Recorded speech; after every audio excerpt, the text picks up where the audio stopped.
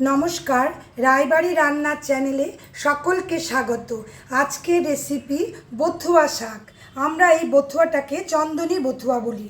বথুয়া শাক দেখুন, দেখতে একটু অন্য শাকের থেকে অন্য রকম। আমি এভাবে দুয়াটি কিনে এনেছি। শাকটা কিন্তু ধুইনি, এভাবেই বাজার থেকে এনেছি। গোড়াটা প্রথমে খুলে নিচ্ছি। দুটো শাকই আমি বানাবো, কারণ এই শাক কিন্তু খুব কমে যাবে। কোনো রকম ডাঁটি নেওয়া যাবে না, শুধু পাতাটুকু আমাদের নিতে হবে। প্রথমেই দেখিয়ে দিই কীভাবে এটাকে আমি খুঁটে নেব। এভাবে খুঁটে নেওয়ার পরে শাকটাকে আমার ধুতে হবে। দেখুন, শুধু এইভাবে পাতাগুলো আমরা নিতে পারবো। কোনোভাবেই কিন্তু এই ডগা নরম থাক যাই থাক নেবেন না, কিছুতেই কিন্তু হেজবে না ওরা, শুধু পাতা। সেজন্যই পরিমাণে একটু বেশি নেবেন, কারণ শাকটা আমাদের খুব কমে যাবে। এভাবে হাতে করে ধরে নিয়ে শুধু আমরা এভাবে খুঁটে নেব।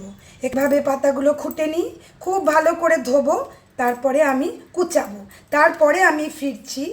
শাকটাকে দেখুন খুব ভালো করে ধুয়ে কেটেছি, খুব চটকে নিয়েছি জলের ভেতরে, ওই জন্য দেখুন কেমন হয়ে গেছে আমাদের।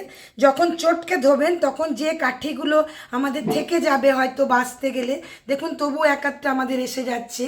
এভাবে আমরা শাকটা কেটে নিলাম। এর সাথে একটা আলু দিয়েছি, মিডিয়াম সাইজের ছোটো ছোটো করে কেটে নিয়েছি, আর দুটো কাঁচা লঙ্কা নিয়েছি। আর এখানে আমার বড় চামচ দিয়ে 1.5 চামচ চানা আছে ভেজানো, এটা ভিজিয়ে রেখেছি। বথুয়া শাকের সঙ্গে চানাটা কিন্তু খুব ভালো যায়। চলুন তাহলে আমরা যাই, রেসিপিটা বসাই। আজকে রেসিপিটা আমি সর্ষের তেল দিয়ে বানাবো। বথুয়া শাক সর্ষের তেল দিয়ে কিন্তু খুব যাবে। সর্ষের তেলটা আমাদের গরম হয়ে গেল। আজকে রেসিপিটা কিন্তু pure veg, no onion, no garlic. এবারে আমি দুটো শুকনো লঙ্কা ছেড়ে দিচ্ছি।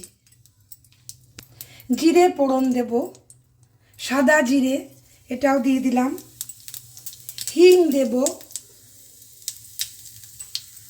হিংটা কিন্তু দেবেন, টেস্টটাকে আমাদের বাড়িয়ে দেবে। জিরেটা আমাদের পোড়া হয়ে গেল, এবারে আলুটা ছেড়ে দিই।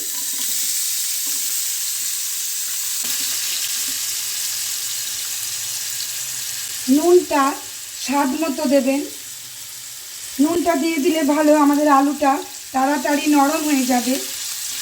এবারে আমি মিডিয়াম টু হাইতে রেখে আলুটাকে একটু নরম করে নিই।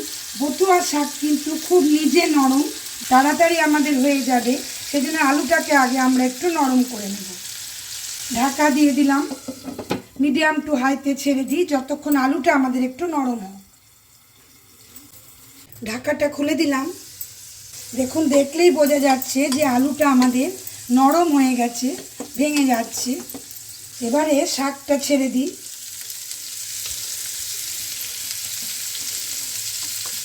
ছোলাটা দিয়ে দিলাম, কাঁচা লঙ্কাটা দিয়ে দিচ্ছি।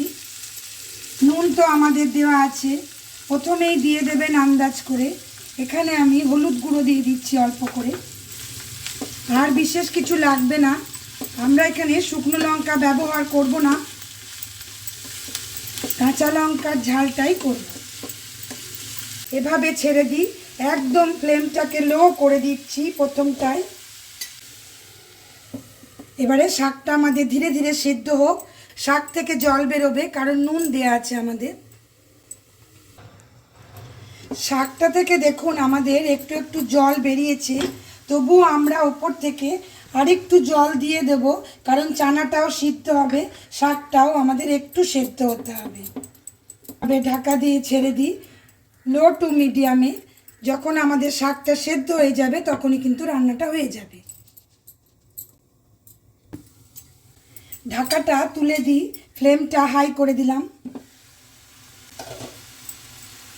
দুটো কাঁচা লঙ্কা এভাবে ভেঙে দিচ্ছি। দেখুন জলটা যে দিলাম পুরো শুকিয়ে গেল। এবারে আমাকে শুধু নাড়াচাড়া করতে হবে।